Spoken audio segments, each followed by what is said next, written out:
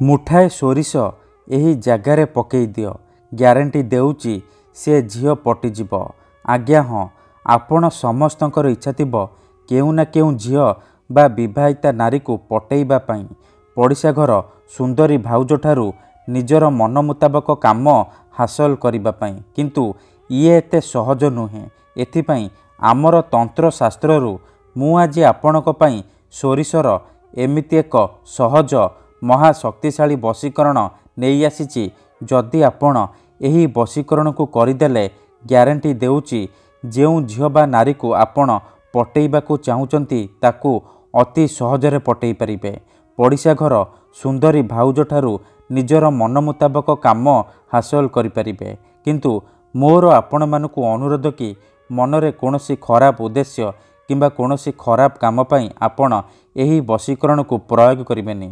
काहेकि ना सोरिषर एही वशीकरण प्रचंड महाशक्तिशाली वशीकरण।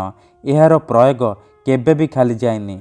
जी भी एहाकू करिची 100 ରୁ 100% सफल होईची। तेणु आपण भी मात्र गोटे थर अल्प टिके सोरिष एही जगार पकेइकी देखंतु, ग्यारंटी देउची तापर देखिबे चमत्कार।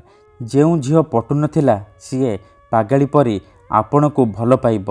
जेउ भाउज बा विवाहिता नारी आपण को अणदेखा करुथिला सीए राति दिन घर को डाकिब, जहा चाहिए ताहा करिब, कोनोसी प्रकार बाधा देब नाही। नमस्कार फ्रेंड्स, ओडिया फंडा चैनल को आपण मानकू स्वागत। जदि आपण केउ झील बा विवाहिता नारी को मने मने भल पाउचंती किंतु जेते चेष्टा कले मध्य ताकू पटेई पारुनांती, ताकू निजर मन कथा कहिबाकू डरुचंती, आउ आपण चाहुचंती कि से झील निजे आसी आपण को भल पाउची बोली कहू, तेबे आजिर एही भिडियोटी आपणकर कामरे आसीबो। काहेकि ना एही वशीकरण दुनियार सबुठारु सहज किंतु महाशक्तिशाली वशीकरण। सबुठारु सहज एही वशीकरण। एथिरे आपणको कोनोसी प्रकार मंत्रतंत्र करिबाकू पड़िबनी किंबा कोनोसी प्रकार पैसा खर्च करिबाकू पड़िबनी। आपण बिना मंत्र बिना तंत्र बिना किछि पैसा खर्च करी निज पसंदर से झील बा विवाहिता नारी को निज बसरे करि परिबे, ताकू पटेई पारिबे। एही वशीकरण साहाय्य आपण सासू नणद दियर भाउज काहाकू भी निज बसरे करी ताठारू निजर मन मुताबक काम हासिल करि परिबे।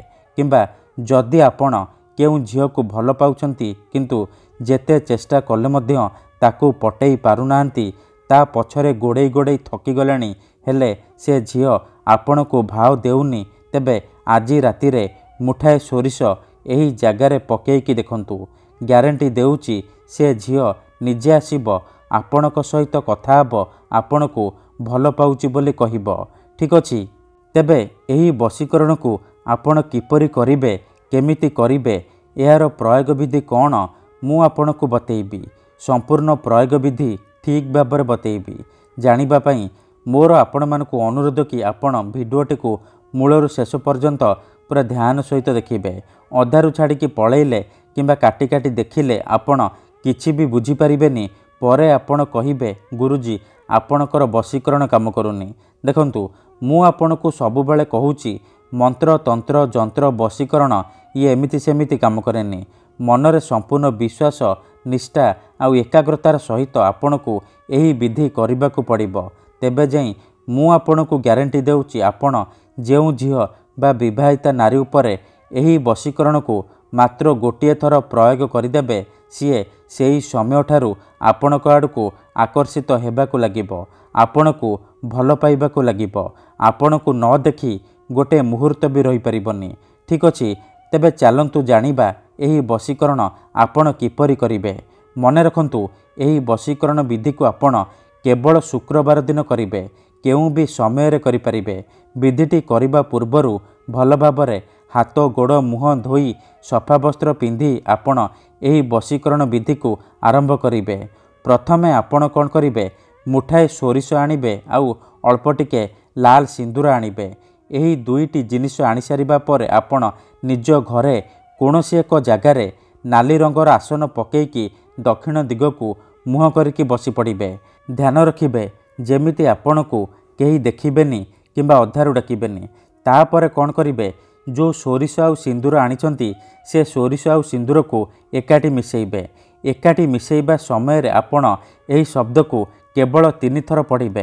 देखंतु प्रथमे आपण से झियो बा नारी को मने मने भाबिबे, तार मुह को निज मनरे भाबिबे, तापरे सोरिष आउ सिंदूर को मिसौथिबे, तापरे एही शब्द को 3 थर पढ़िबे। ओम नमो भगवते जगत मोहे सर्व मोहे आमुकं मे बसं बसमानय स्वाहा। ओम नमो भगवते जगत मोहे सर्व मोहे आमुकं मे बसं बसमानय स्वाहा। यही शब्द को आपण एहीपरि 3 थर पढ़िबे। आमुकं जगार आपण सेई झियो बा स्त्रीर नाम उच्चारण करिबे जहाको आपण निज बसरे करबा को चाहुचंती। मंत्र को 3 थर पढ़ी सारिबा परे से जो सोरिष आउ सिंदूर आपण मिसेइचंती सेथिरे केवल गोटिए थर फुंकी देबे।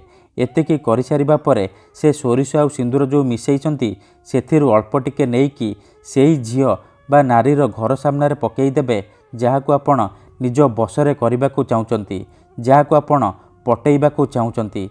एतिकी करिकी देखंतु ग्यारंटी देउची मात्र 24 घंटा भितरे से झियो हेउ बा विवाहिता नारी आपणक प्रेम रे दीवानी होई जिवो। धन्यवाद।